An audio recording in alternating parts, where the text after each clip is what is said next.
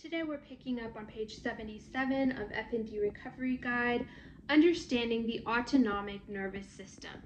The autonomic nervous system, ANS, is like the body's autopilot.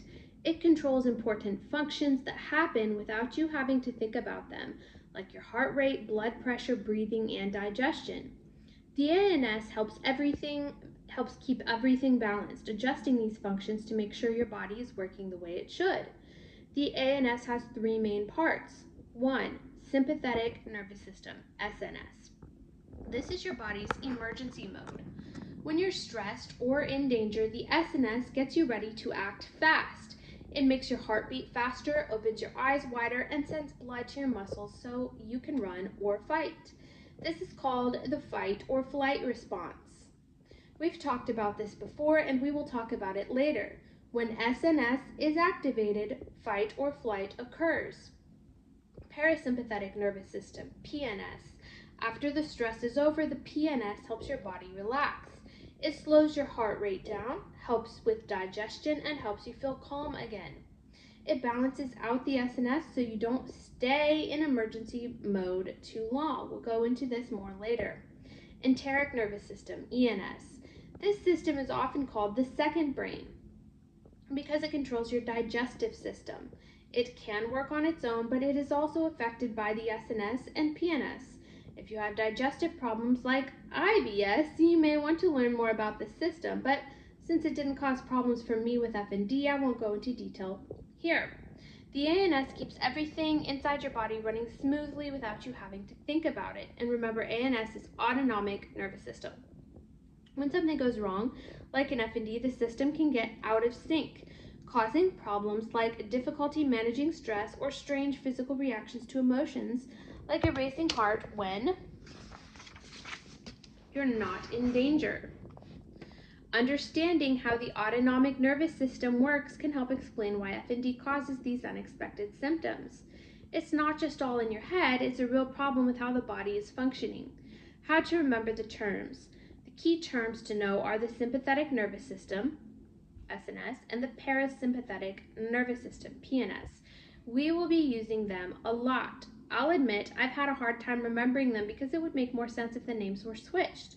The sympathetic nervous system, SNS, was actually named first in the mid-1800s by Claude Bernard, a French physiologist, and Wilhelm Wundt, a German psychologist.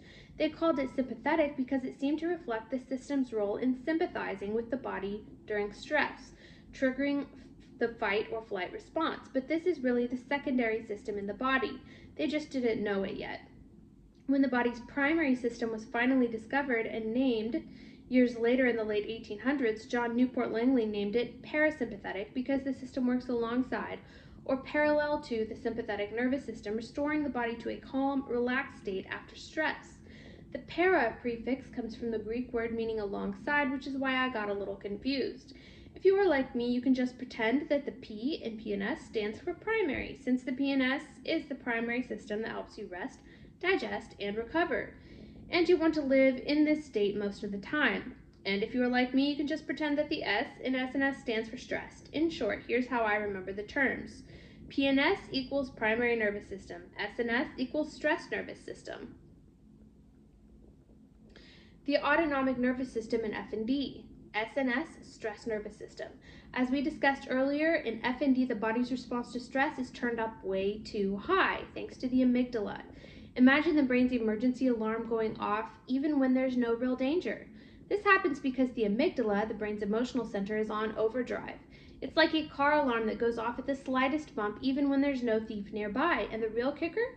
You don't even have to bump the car to set off the trigger. In FND, you can just imagine the car is bumped and it will react in full quadruple F style, sending out stress hormones all over the body and readying you for a fight that never comes.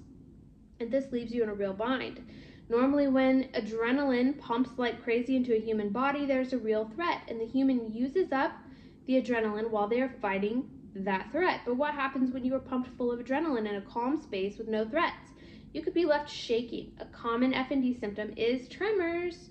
You could be left with cognitive fog and an aggressive attitude. More FND symptoms. You could have trouble articulating your feelings, and the list goes on. Many FND symptoms are caused by an excess of fight or flight hormones and nowhere to use them. And it takes at least 20 minutes to clear these hormones from the body and reactivate the PNS, calming you down. Welcome to Crazy Town.